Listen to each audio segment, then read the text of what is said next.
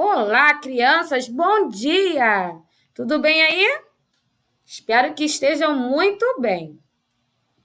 Hoje nós teremos aula de ciências e vamos falar um pouquinho sobre o nosso planeta, o planeta Terra. Então, nós vamos compreender um pouquinho sobre a crosta terrestre, né? Que é essa camada aqui, ó, que parece uma casca. Mais para frente nós vamos estudar sobre o manto e o núcleo também, tá? Então, pessoal, a crosta terrestre é a camada mais superficial, é o nosso chão, ou seja, a parte do planeta sobre o qual andamos, vivemos e construímos as nossas casas.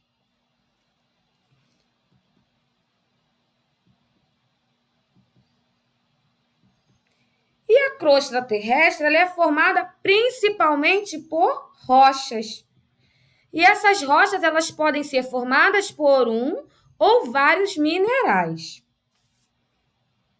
Vamos lá, vamos ver alguns exemplos de rochas que são retiradas, né, da crosta terrestre.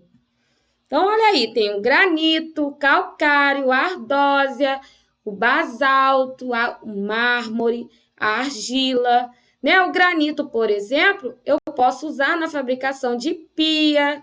Né? A minha pia da cozinha ela é feita de granito. Né? O piso também da casa pode ser feito de granito.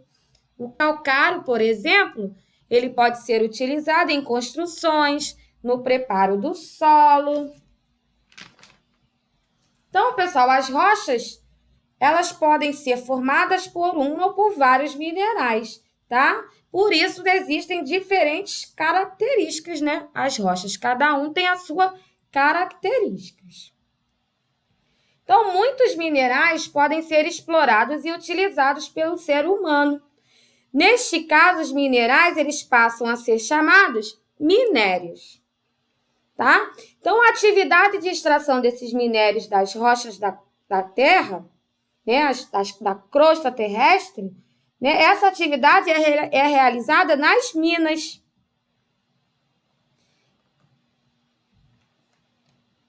Quem já ouviu falar aí nas minas de ouro? Mas vocês sabiam que o ouro não é o único minério explorado no Brasil? Existem outros, que nós vamos ver agora. Então, os principais minérios explorados no Brasil. Então, eu tenho aí a bauxita. Né? A bauxita ela é utilizada na fabricação do alumínio. O ferro, por exemplo, serve para fazer várias coisas, como ferramentas, né? Trilhos. O manganês, ele é muito utilizado na junção de ligas de alumínio e no mercado de pilhas.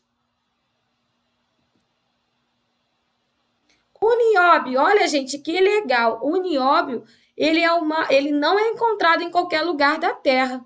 E o Brasil, ele é o maior produtor mundial de nióbio. É um elemento químico que deixa o aço super resistente.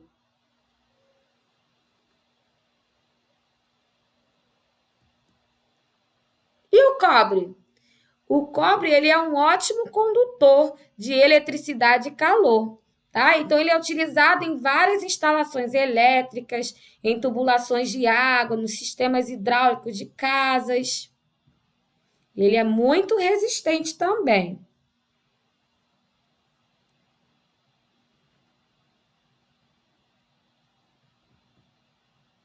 E o ouro? O ouro e as suas diversas ligas metálicas são muito empregados em joalherias, né? Então, eles são muito utilizados na fabricação de joias, né? De moedas. Então, eles também servem como padrão monetário em muitos países. Então, muitos países se baseiam no preço do ouro. Então, agora que você já viu alguns exemplos de minérios que são encontrados naturalmente na natureza, nós vamos falar um pouquinho sobre a formação do solo. Como que se forma o solo? Então, vamos lá. As rochas que formam a crosta terrestre, olha aqui.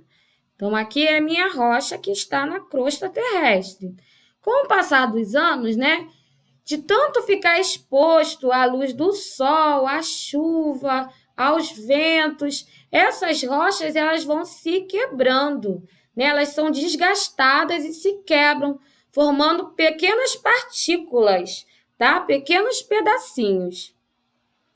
Então, esses pedacinhos, eles se juntam ao ar, à água e aos restos de vegetais e animais. E assim se forma um solo, tá bom? Então, esse processo de formação do solo, né, do desgaste da rocha, né, da mistura com a água, com o ar e os restos de vegetais e animais, elas se dão ao longo de muitos, de milhares e milhares de anos. E é um processo contínuo. Ele está sempre, né, nunca para, ele é contínuo. E ocorre até os dias atuais. Está sempre acontecendo. Então, o solo ele é encontrado na superfície da crosta terrestre e é conhecido também como chão ou terra. Então, abaixo da camada de solo é onde encontramos, né, o subsolo, onde achamos os minérios, as reservas de petróleo e até mesmo de água. Agora, a importância do solo para os seres vivos. Então, os seres vivos, eles podem se relacionar com o solo de diferentes maneiras, né? Então, alguns seres vivos utilizam o solo para obter alimento ou como abrigo. Outros se fixam no solo e dele absorvem água e nutrientes, né? E há também os seres vivos que constroem abrigos sobre o solo, como as minhocas, né?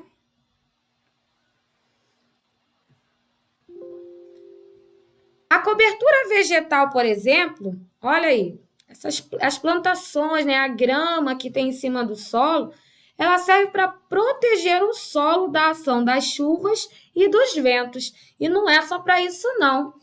Vocês sabiam que quando chove muito, se o local tiver bastante vegetação, bastante planta, né, árvores no chão plantadas, aquela plantação, né, ela vai absorver toda aquela água da chuva e não vai deixar, né, uma enchente acontecer. Agora, em locais que não tem vegetação, é muito comum acontecer enchentes, né? Porque geralmente o lugar está asfaltado, não tem plantas nenhumas no chão para absorver aquela água. E o que acontece? Causa, né, várias enchentes. Já a presença de alguns animais, como as minhocas, auxilia a entrada de ar e de água no interior do solo. Mas como que as minhocas fazem isso? Como elas podem auxiliar a entrada de ar e de água no interior do solo?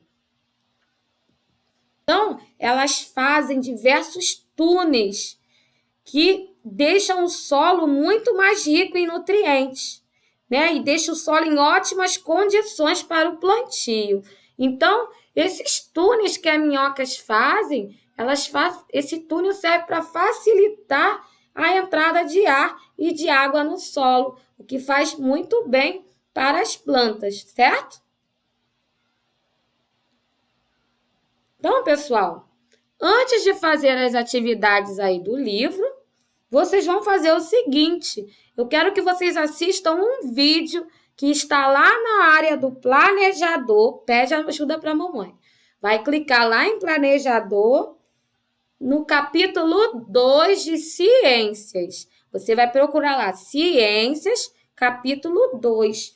E vai assistir o vídeo que se chama Mais Vegetais, Menos Erosão. Olha aí, não esquece, mais vegetais, menos erosão, tá? Então, nesse vídeo, vocês verão a importância, né, dessa cobertura vegetal no solo para evitar as enchentes, tá legal? Então, espero que vocês tenham gostado da aula de hoje. Muitos beijinhos para vocês e eu estou morrendo de saudades. Até a próxima!